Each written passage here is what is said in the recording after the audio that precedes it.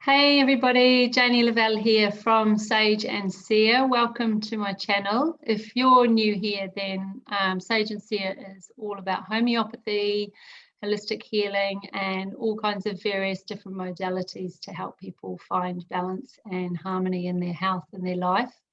I'm really stoked today to introduce you to Noush, who is one of my bestest buddies in the whole wide world. And I've got Noush on today because she has I guess an issue with her cycle, which is called Premenstrual Dysphoric Disorder, and it's quite unknown, and it's really quite intense. It's a kind of an exacerbation of premenstrual tension, and Noush is going to help us to have a deeper understanding of it today. So I'm really pleased you're here, Noush, and thanks so much for making the time to chat to us. So we'll get a little bit of an introduction from you, and yeah, you can just tell us what everybody needs to know. So away you go, hun. Hi everybody.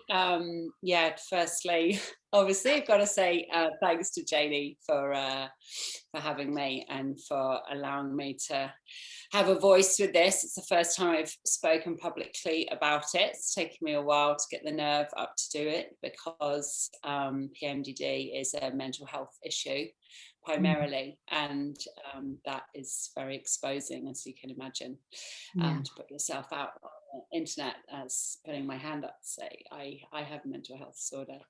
But I do, is the plain matter of fact, and I strongly believe that many women also have it, but they're unaware, and maybe if they are aware, they don't have a name for it and they aren't getting as much help as they could do.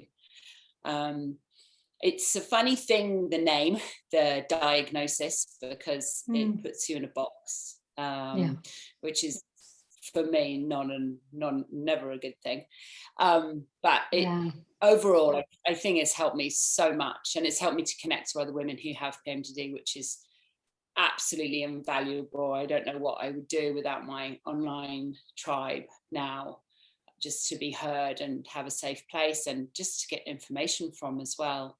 So I don't think it's new. I think it's probably as old as humankind. I imagine that it's perhaps becoming more prevalent, but I'm not going to talk about that today. But it's only been so there's something called the DSM-2, which is the I forget exactly what the letters stand for, but it's the American book of psychiatric issues, for example. So in it would be anxiety or ADHD or lots of these. As it's only been recognised since 2013 as a separate issue. So before that, I always used to use the term, I have trouble with my hormones. They're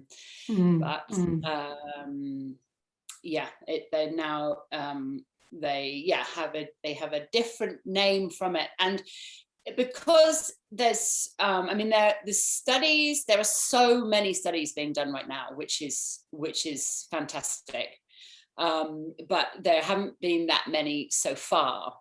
But my understanding of it, my best understanding of it, is that actually, and sorry to correct you, but it's not an exacerbation of PMS. It is a separate issue. So PMS is often when you have you might be estrogen dominant or progesterone dominant, and your hormone levels are out of balance. And PMDD is an oversensitivity to our normal hormone fluctuations. You may have your hormones out of balance as well, but they can be perfectly within range if you get tested, perfectly, but you still have these severe symptoms, and they usually come around ovulation, because there's a big spike in our estrogen levels around ovulation, and then they often back off for most women, but they will build up the last towards your period. And so I can talk about this today because I'm in my good phase of the month. I wouldn't be able to talk to you like this probably after ovulation.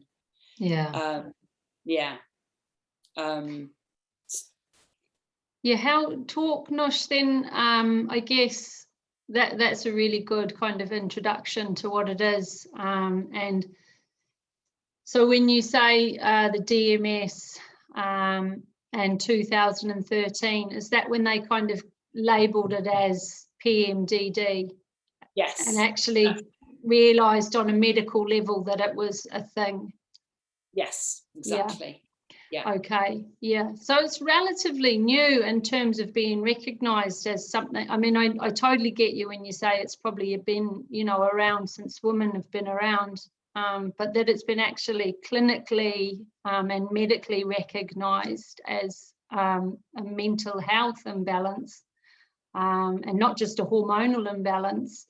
There's only like 8 years ago, really, I guess, if we kind of rewind the clock. So I think for a lot of people out there, it is still relatively unknown to the extent of it. And for example, my midwife, when I went to have last smear done, had never heard of it.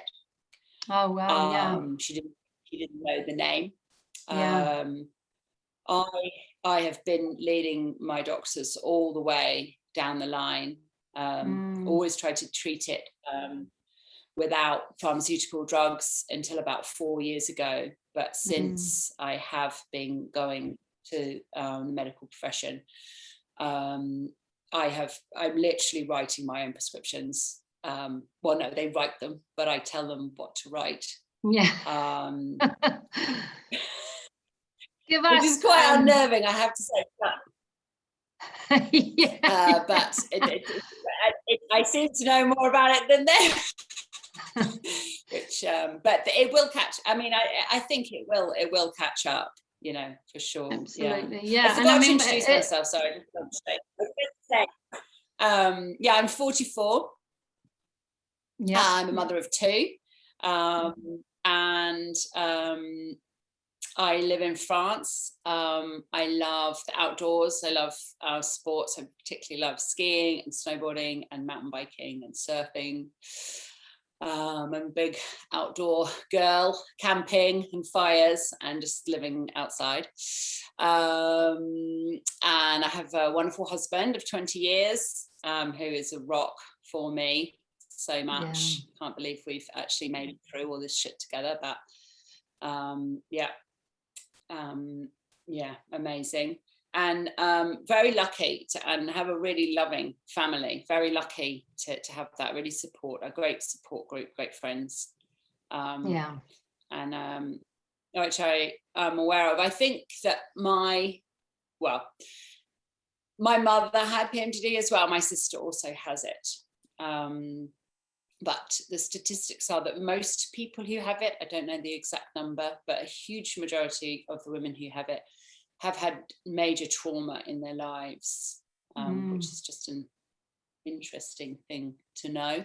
Yeah, well, a lot of issues come back to that. I mean, I see it every day, with people I work with and stuff. So, there's a lot to be said for trauma. I guess it would be really interesting for the viewers and for me to kind of break down the symptoms and possibly, how they affect you, what the symptoms are. Is there a kind of bog standard ones that everybody gets? Does it depend on woman to woman, as I would suspect it does?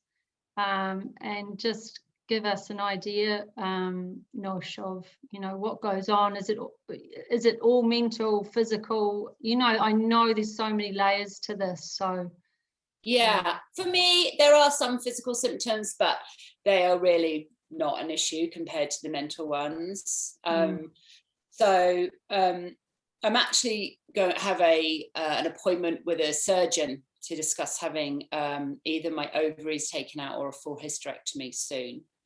which I'm a long way from deciding whether I want. But strangely, I just wrote a list the other day for him of my symptoms over the years, and they're not this bad every month by any means, but they are frequently this bad. So I've got the list here, and I will read it.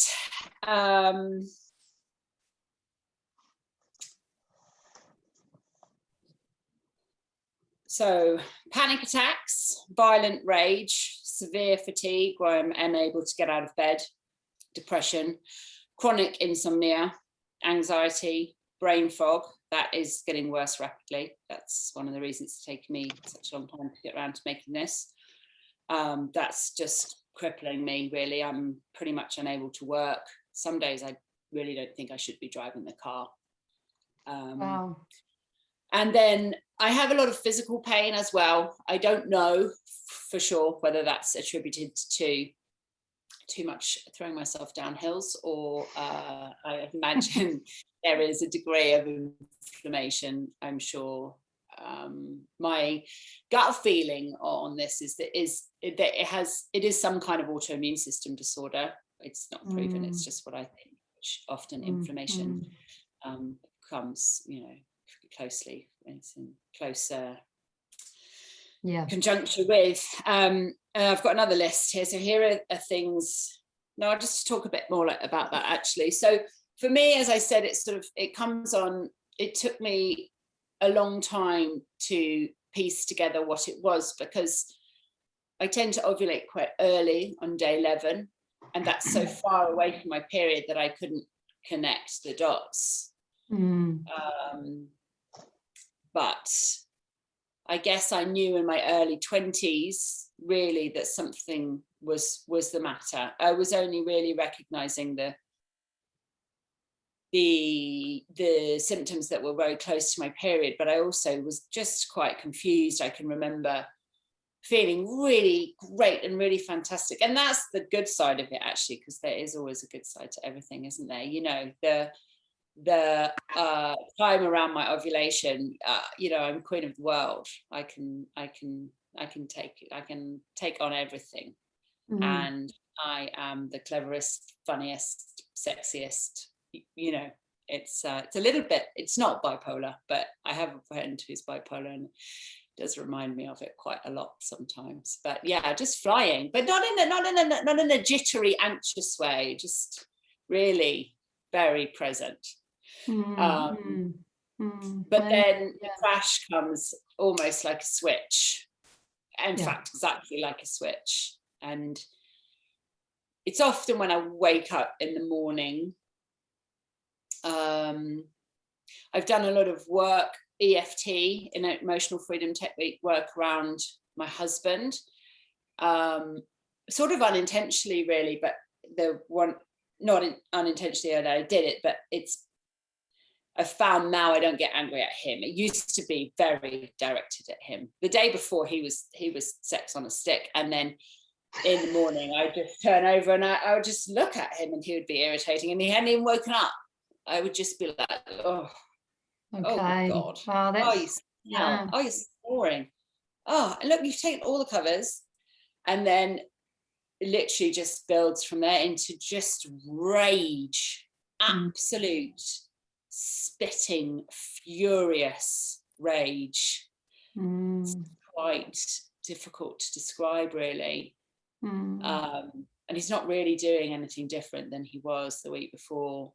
I mean, yeah, he starts to get mad at me because I'm picking at him for sure. Yeah. But it is completely out of proportion.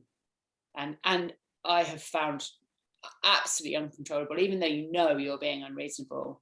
Yeah. Extremely intrusive thoughts that just come around and around and around, and it's impossible to get them out of my head. But I have to say the EFT has actually really worked for that. Currently, I got mad at him for a lot of years. Yeah. I seem to have purged that out of my body.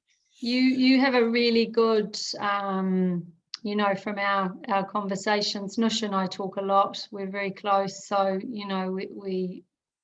I guess we kind of hold space for each other if I need somebody to bounce off, it's always Noush that I go to, and she's told me a lot about her EFT, was a big coach. He sounds incredible.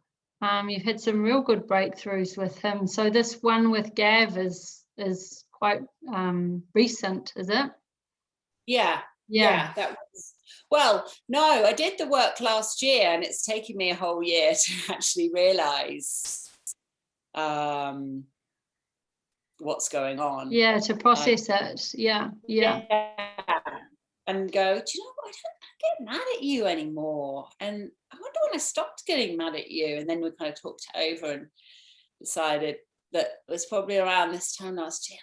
What's going on this time last year? And then I remembered that's when I was doing it for a different reason, actually. I wasn't doing it to get over that anger with him.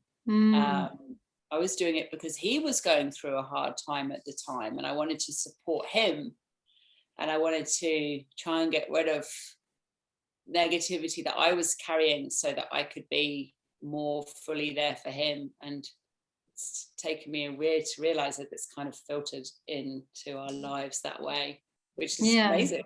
Yeah. Really. What else have you used, Noush, to kind of try and find some light amongst, because your symptoms actually are really quite heavy, and panic attacks, violent rage, depression, chronic insomnia, brain fog, which you said is getting worse.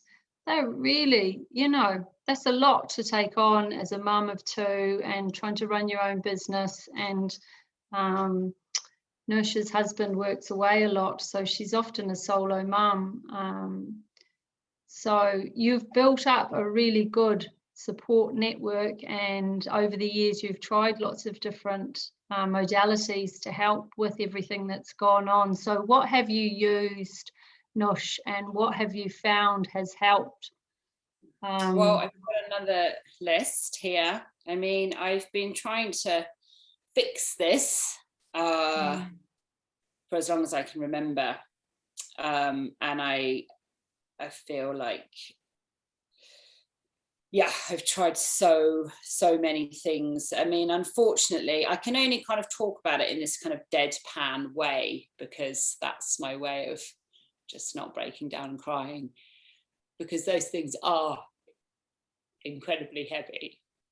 And to be honest, quite surprised I'm still alive sometimes. Take your time. Just take a breath, have a sip of water.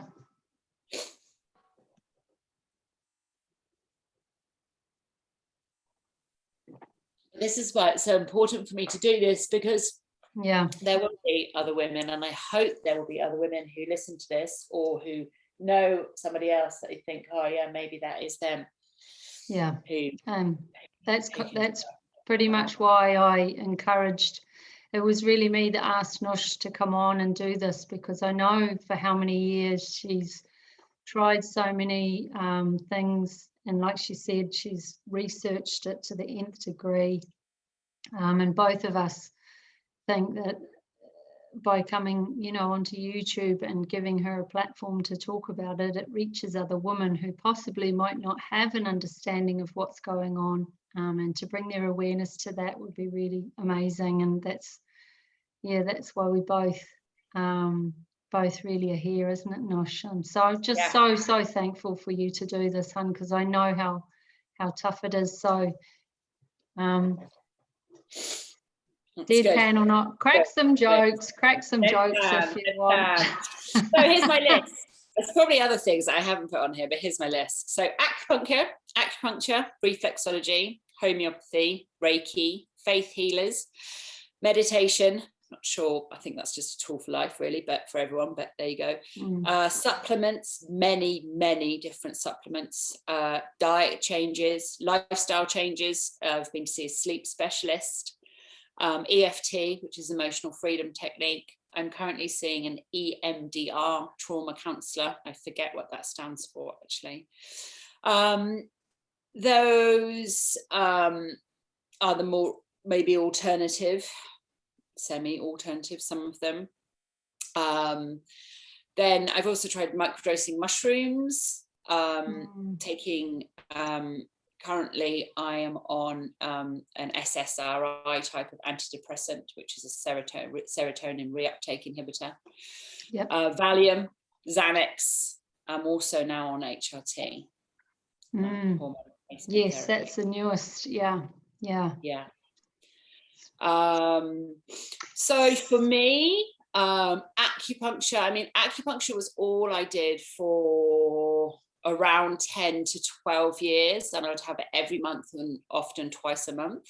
And it was fantastic. Looking back, I still think I had such horrendous times then that I wish I had sought more help earlier on, but I didn't think it was that bad, you know. And everybody has struggles, and you know, and I think a lot of the time, I know a lot of the time that it must be very difficult for my friends to hear me, because the Noush that I project and the Noush that I often am is not that ball sobbing on the floor, being completely overwhelmed. It's just not, you know. And they see I'm very sociable, you know.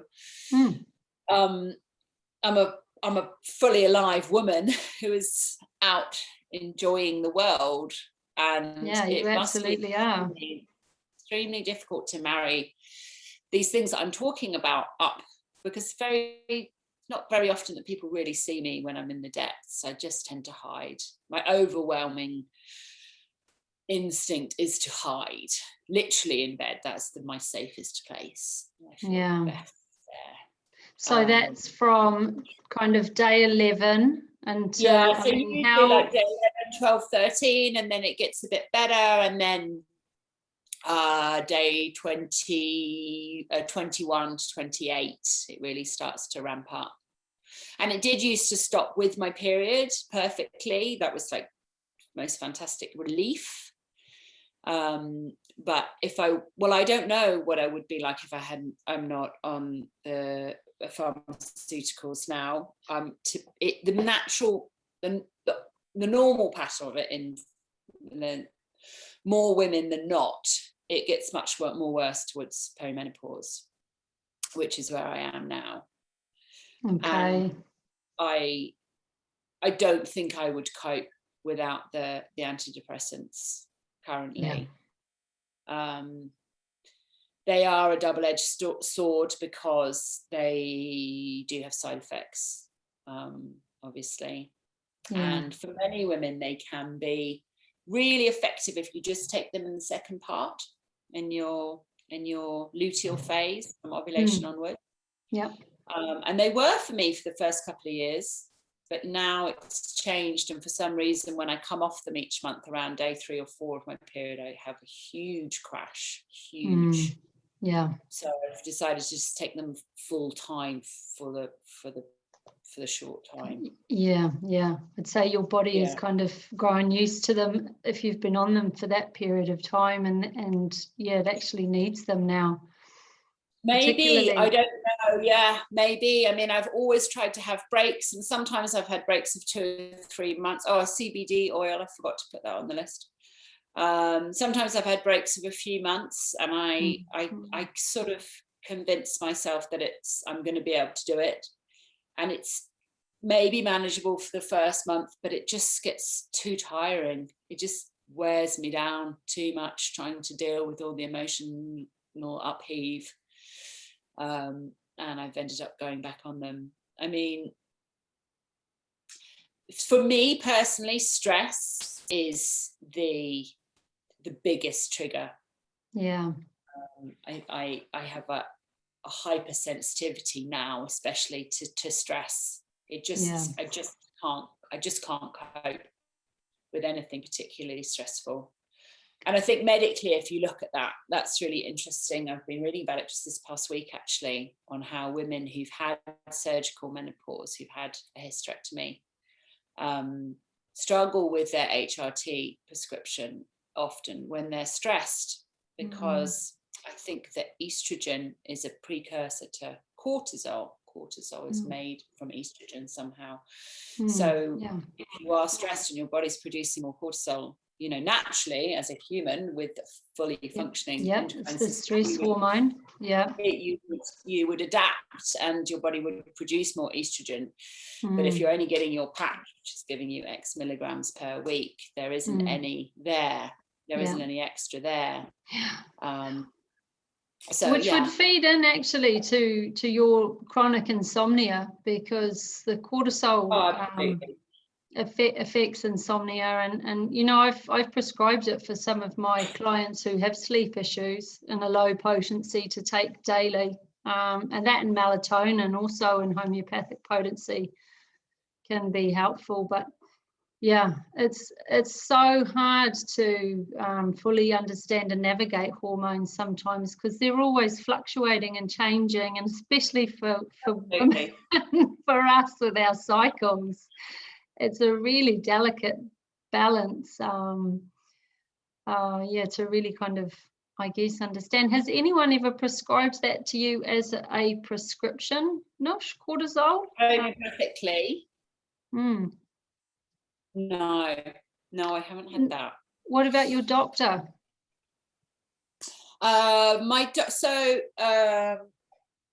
My sleep specialist, who's fantastic, I'll put her in the notes as well.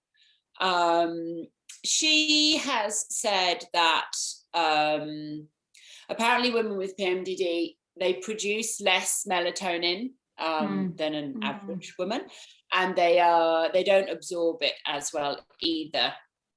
So it's very hard for us to have enough melatonin. We could take melatonin, but it would only work as long as we were taking it, and she doesn't really like people taking things long term. So she has me do things more like keep the lights down very low, actually wear orange glasses in the evening to cut the light out. The blue light. No screen after 9 o'clock. And just absolutely no phones or screens after 9 o'clock. And that, or because obviously before electric light, our bodies would have produced melatonin at sundown, started producing then. And we it's a scourge now. God, but what I'm figuring out, and I still learn so much all the time, but I think what I'm really starting to figure out is I'm actually just incredibly sensitive to all kinds of hormones. So my melatonin production is upset by the electric light, and my stress levels are upset overly by even small amounts of stress. And it's just very ironic, because I'm actually one of the kind of most tomboyish girls I know, and the fact that I actually turn out to be a really sensitive little flower is quite a revelation, really. But there you go. But I mean, you know, I have inside knowledge on that. You know, your mum used to tell the most amazing stories about you as a child, and you were really highly sensitive as a child, you know, baby grumpling, wasn't it? Yeah, it was. I think, you know, actually as a point of interest, you know, when you first got your cycle, your moon as a teenager, was there any signs or telltale kind of symptoms then that something was kind of imbalanced, or because you had that massive trauma? Noush actually broke her back in a snowboarding accident years ago, and is one of the major reasons that I became a homeopath, because of the events that unfolded after Noush had this accident. She put her knee through her face, she broke her back, she was snowboarding off how high was that jump? It was huge, wasn't it? It was a big jump. And when she landed in the powder, she kind of went straight through it, and her body took the full impact of the jump. So she was in a bad way, massive trauma. Eventually, when she left France, she came to Brighton to convalesce with me. And I took her to this little old lady in Horsham. Was that in Horsham? I think so, yeah. And near Brighton, yeah, and just the most incredible healer. And I mean, the stuff that she did on Noush then, I was just so fascinated by, and a lot of it I do today, because I remember watching her thinking, this is exactly what I want to do. I didn't have a clue at that time what she was doing. She was dousing Noush, she was muscle testing her, she had little bottles and jars and really crazy cool machines in her room. And her prescription for you then, I remember, was dopamine and that was one of them, yeah. Homeopathic potency. But actually, I'll just come back to my point there is, so pre that crash, which was... No, it was there before that. It was definitely there before the accident, yeah. Okay, it didn't come with my period. I remember that being a breeze, really. And there certainly wasn't any trauma around it. I was excited to get my period. I was about 14. I was, when it came, I was like, oh, I'm growing up. And my mum had told me all about it. And, it was actually fine. And she honestly did not recognize her symptoms for what they were. She only knew we don't have great hormonal health in our family.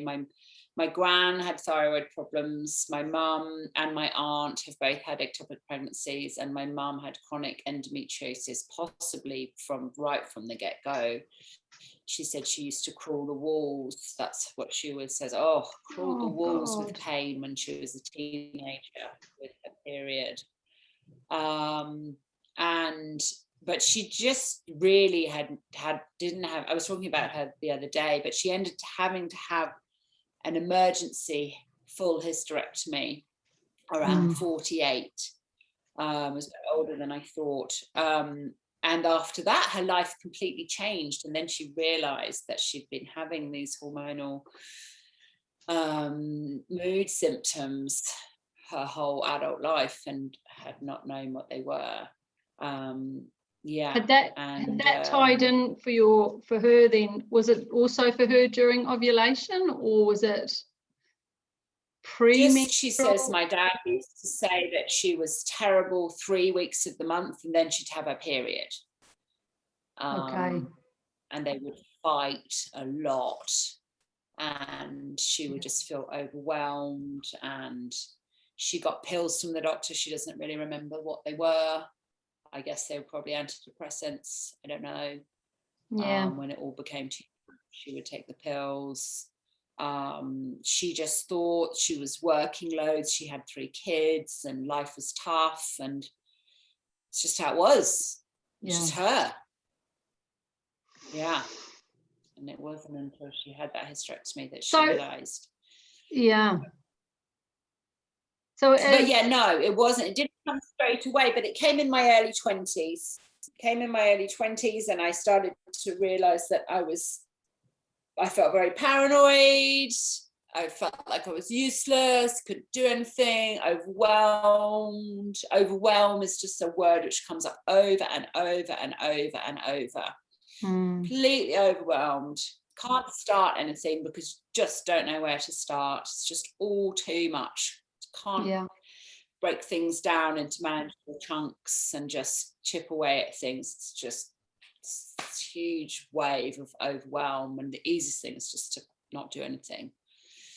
How do you cope with that though? Like, I mean, you moved house recently, which is massive, and a lot of people who don't have PMDD find that overwhelming. So just, I guess, to give us an understanding, Noush, of what your coping mechanisms are and how you handle. So let's go back to the list as well of things that have worked for me. So I think acupuncture worked for me for a very long time. That was a brilliant tool.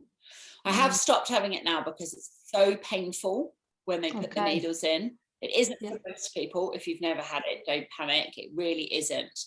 But I think because maybe we had used the points so many times, not that they were bruised, but they were just hypersensitive again. Yeah, and it that's was what I was just thinking. excruciatingly painful. I just couldn't handle it anymore. Could So you do now, moxibustion then instead? Could you do moxibustion on those yes, points instead of definitely. using the Yeah, needle, which is more of a yes, shiatsu yeah, technique yeah, then, isn't it? So for those who don't know, yeah, moxibustion is, it's almost like a kind of cardboard that's been rolled up, and you light one end of it and you put the other end on the point where you would actually put the needle, and it creates a kind of a vacuum, and it draws energy to that point or away. Isn't that right? It kind of helps the that's energy right. Yeah, when go to I've that had it, they've meridian. used herbs, actually, very compressed herbs, but the same kind of deal. It's creating energy around that point, isn't it? Which is what shiatsu is. As I see it, you're pretty much doing Reiki, really, very specifically on acupuncture points. And it does seem to work for a lot of people who have PMDD. A lot of people talk about having acupuncture. The best thing that works for me now is more calming things. Meditation is key, absolutely key. And the EFT. So I'll put some links to that below, some free EFT. I'll add them. I'll add them to the description box. That'd be awesome. It's very easy to learn.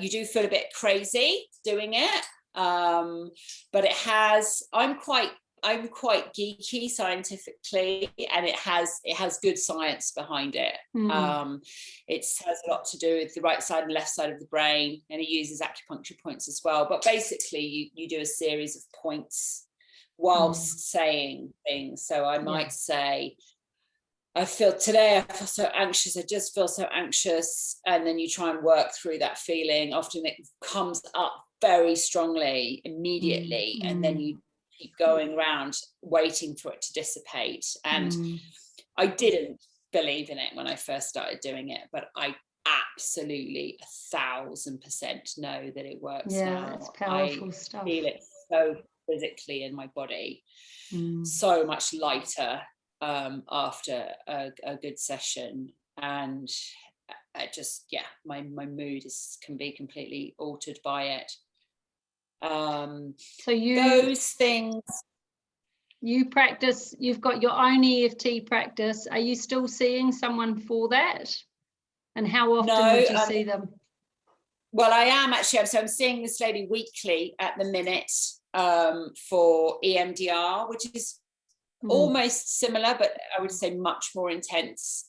It's a new thing to me, and it's for trauma. And so I'm not actually trying to heal my PMDD with this. I'm just trying to live with the trauma that it's caused me, because that, I'm quite sure, has built up to a paralyzing state as well. And I need to try and shift some of that out of my body, particularly with these huge decisions that I've got coming up about whether to go with surgery or not.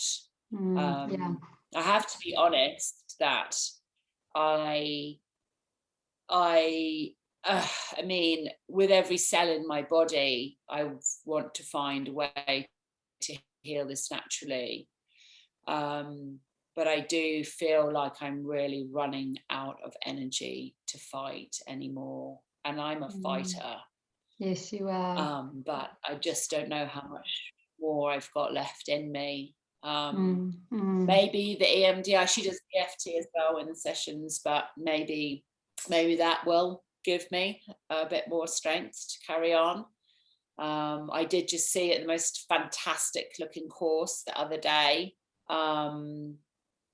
which I'll also get Janie to put the links on. Was that the red tent one that you sent me? Yeah, in Australia. And they do, I think it sounds similar to EFT. It's very intensive 8-week course. Everybody who works there has recovered from PMDD themselves. Wow, amazing. So I'm still interested in all these things, but I'm aware that for quite a lot of people, it is a bit of just a magic wand to have their ovaries removed.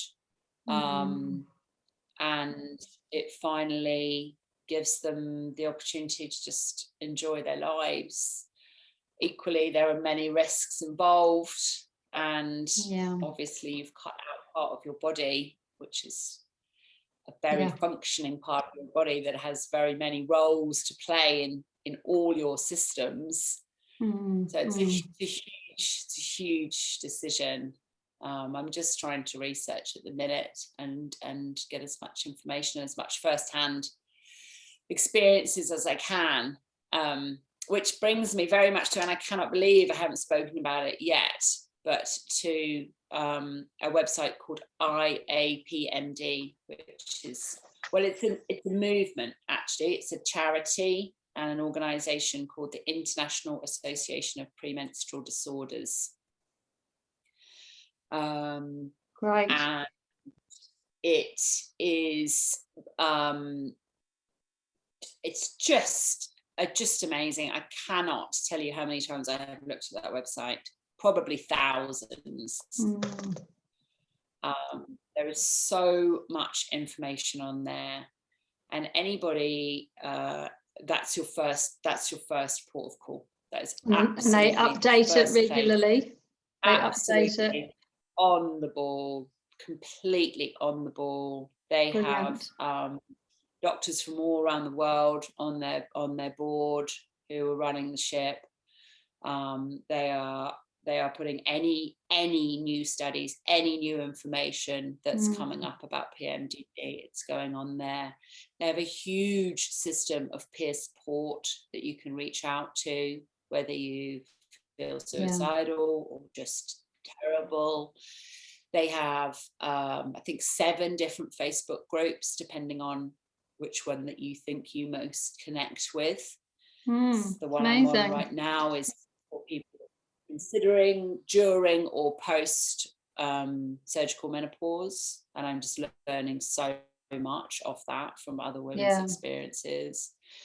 They also have all the guides prescribed around the world, what they do, whether they might be suitable for you. They tell you how to go to talk to your doctor if your doctor's not familiar with PMDD. They give you symptom tracking tools so that you can try and get a handle on what's going on and plan your life around your PMDD. But that's also absolutely what any doctor will want to see, at least 2 months of full cycle tracking to figure out, well, you know, is it PMDD or is it anxiety or is it depression? You know, it needs to be shown that it's a cyclical issue. Yes, of course, So much information, just so amazing. They hold conferences every year you can go to, you can be online. It's phenomenal. It really so is, that's one of the kind of the best resources that you found invaluable Absolutely. So Absolutely. that's the International Association of Premenstrual Disorders, the IAPMD. Is it PMD. So if to look for it online, it's iapmd.org. Brilliant. Yeah, I'll link that into the discussion. Something that just came up to me there, Noush, when you were talking, and it's I guess something out of interest from just a health perspective. It's something that we did when I was training as a homeopath, was kind of tracking different diseases and how they manifested, and in particular, did they manifest in particular countries? And if they did, you know, which countries were they prolific in? We did cancer, you know, primarily. Right. So with the PMDD, has there been any correlation with, say, a specific race of people or a country, or, you know, is there a demographic?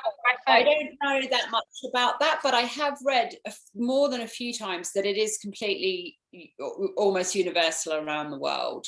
Okay. It affects, Yeah. Yeah. Women of all ages and all cultures. That was my next question then on it as well. Is there a kind of a specific age bracket? So literally every race, age, creed, country. Menstruating women. It definitely seems to get worse after childbirth. Okay. And it seems to get worse with age. Yeah. Yeah. So what you're saying as well, your symptoms fluctuate, so they're not always the same every month. Some months are worse than others. No. Yeah. Some definitely. months are better. And you have, you know, a kind of quite a broad spectrum of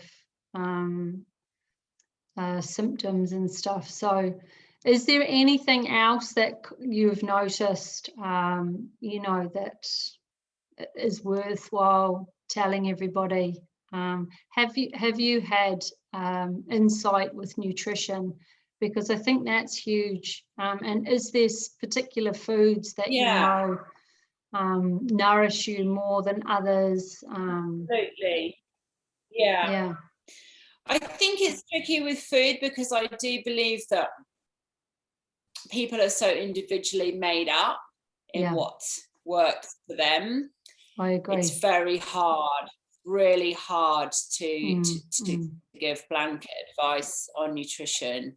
Yeah. But categorically, I know, as with any health condition, obviously, if you're eating well, you will be better with it. Yeah. And it's 22 of the better you feel, the more likely you are to be able to be organized to get all those wonderful foods in your fridge and make those smoothies and, you know, bake those homemade things. And the worse you feel, the more likely you are to just eat crap.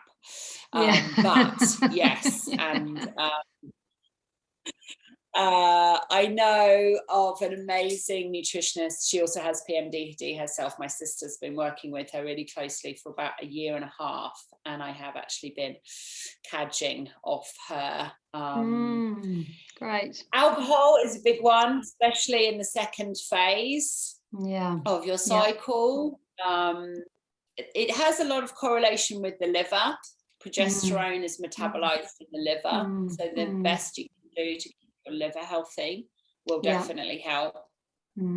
Estrogens in dairy, personally, I think, and Lara, the nutritionist, thinks that it's important not to have too much dairy. Really important. That's difficult living in France. All that it cheese. Is. And wine. Amazing cheese. Fancy a snack. What is that? But I think if you're very dedicated, I first came across it quite a few years ago, and I followed something called the cycle diet for quite a while. And then because Noush and I's symptoms, my sisters, were so closely linked, I've stolen a lot of her ideas, really. That she's much more tailored just to her. You can also there's a lot of testing. The thing is, a lot of, obviously, it all costs money, a lot of money. Some more than others, for sure, obviously, but there are quite good tests that you can have, particularly to help nutritionists out on what you need personally. And I'll get you to put Lara's link in the comments if people are interested in that. We haven't had any of those tests, and we've still got lots of good advice. And for me, anybody who's had PMDD that is a big tick. That is a big tick. You know, I will head to them. Obviously taking other things into account, but Lara, I forget her second name now. She seems so dedicated to her work, and she's in the BANT, the British Association of Nutritional Therapists. I think she's their volunteer secretary or something like that for them. She's obviously very involved. It's her life's work, and she comes from a place of experience. Is she specialising in PMDD, hormonal imbalances, kind of women's health? Yeah. Brilliant. Absolutely. Oh, that's amazing. That's a brilliant resource. Yeah. What else can I recommend? Exercise. I think that is just a pivotal part of your lifestyle, and I know if you don't, get that kind of really active exercise, and that also affects you, doesn't it? So that's another key, I guess that's another key point to let everybody know about.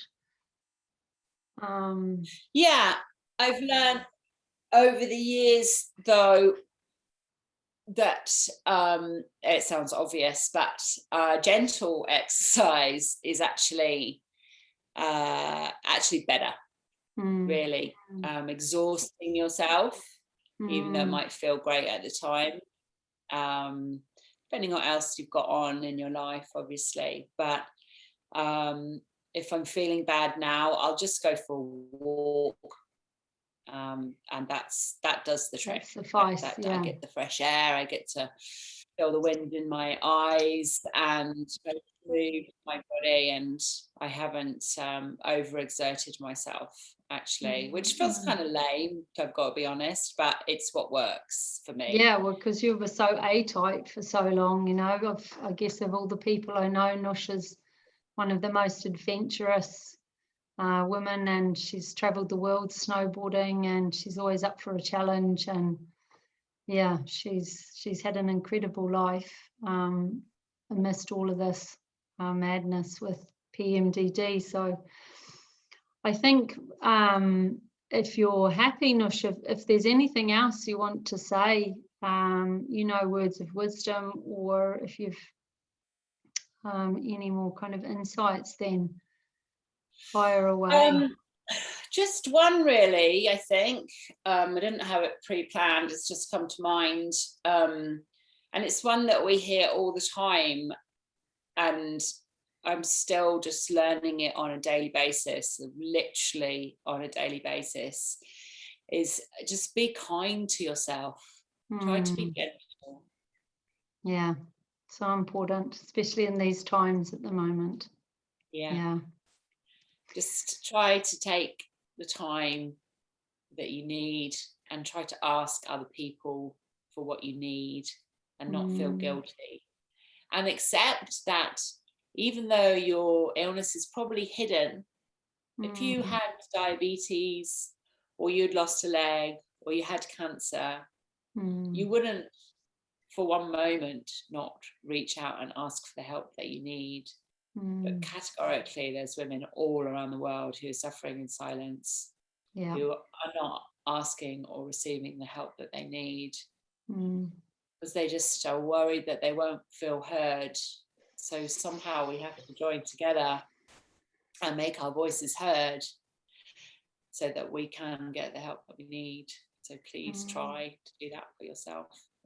Oh, well said. Yeah, it's so important to reach out and find your community and find people that you feel safe talking to, because it's really emotive, PMDD, and you can see from Noush's symptoms and our conversation together that it's deeply difficult to navigate life sometimes, just for small things. And as Noush said, the word overwhelm has come up again and again and again, and even the most simplest tasks can seem to be the most difficult. So it's not something to take lightly, and I hope for anybody out there that's watching this that it's been a helpful conversation, and it's given you a deeper understanding of some of the issues that are happening amongst us at the moment as women. And if you do know somebody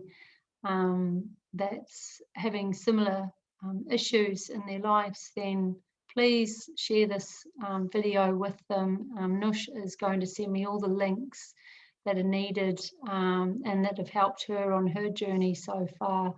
And if anybody's got any questions, just pop them into the chat.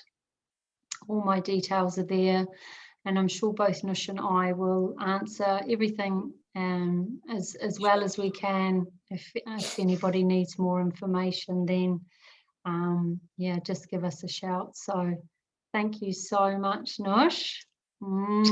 Amazing to have you here.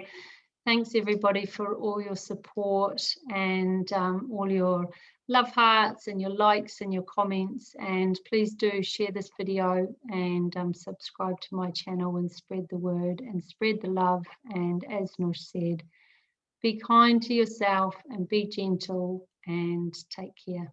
Okay everyone, bye.